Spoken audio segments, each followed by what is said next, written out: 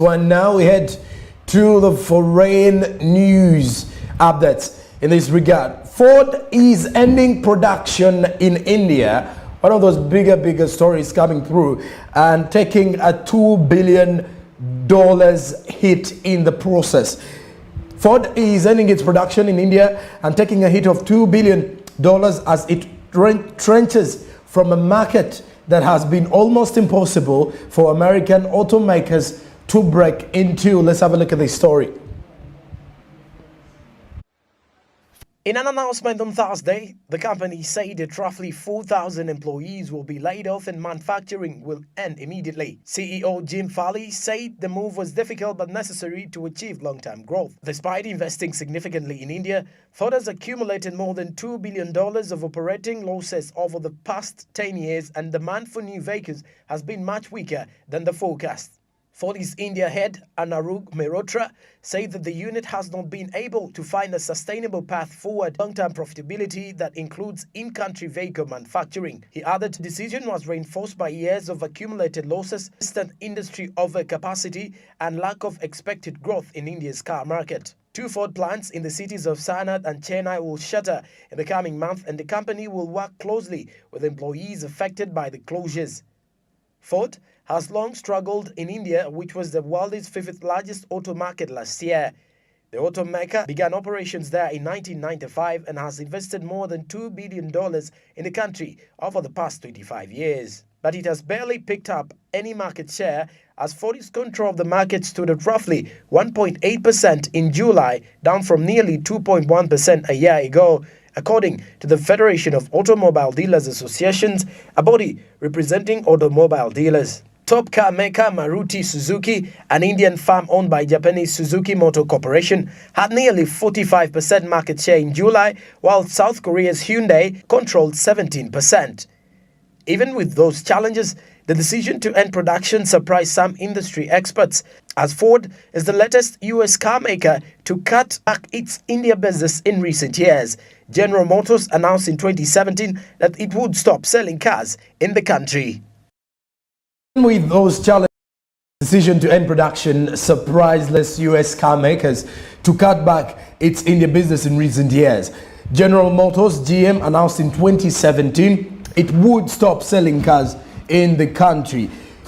Top maker Maruti Suzuki has an Indian firm owned by Japanese Suzuki Motor Corporation, had nearly 45% market share in July, while South Korea's Hyundai controlled 17%. And at this particular moment, you could clearly see that Ford is set to end its production in India and taking a $2 billion. Clearly showing you how many businesses are struggling in regards to COVID-19 and how many economies are being left at a state of balance in that particular regard. Moving on, Amazon offers to pay college tuition for most of the US workers. Amazon is offering to cover 4-year college tuition for most of its approximately 750,000 hourly workers in the United States. The latest major employer to offer the pack to attract and retain hourly employees in a tight job market. Let's have a look at this report. Starting in January, Amazon for the first time will pay for tuition, fees, and books for warehouse, transportation, and other hourly employees who want to pursue bachelor's degrees. It will also begin covering high school diploma programs, GDEs, and English as a second language certification for employees. Amazon has not finalized a list of colleges workers will be eligible to attend using the benefit. However, the Amazon employees who have been with the company for at least 90 days are able to use the benefit. The employees must continue working part-time or full-time at the Amazon while taking classes. Workers at Whole Foods, which Amazon owns, are not eligible.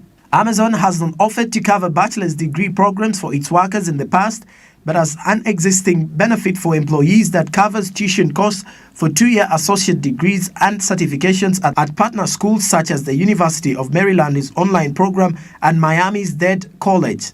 Its move to add 4 years degrees to its package comes as rival employees such as Walmart and Target beef up their college benefit programs for workers. Amazon's move also comes as retailers and warehouses around the country face challenges hiring employees to staff stores and warehouses. In July, there were 879,000 unfilled jobs in the retail industry and 222,000 in the transportation and warehouse industry, according to the latest data from the Bureau of Labor Statistics. Amazon offers internal retraining programs for roles such as software and IT engineers, data center technicians, and researchers and designers. Amazon's move to add 4-year degrees to its package comes as rival employers such as Walmart and Target beefed up their college benefit programs for their workers.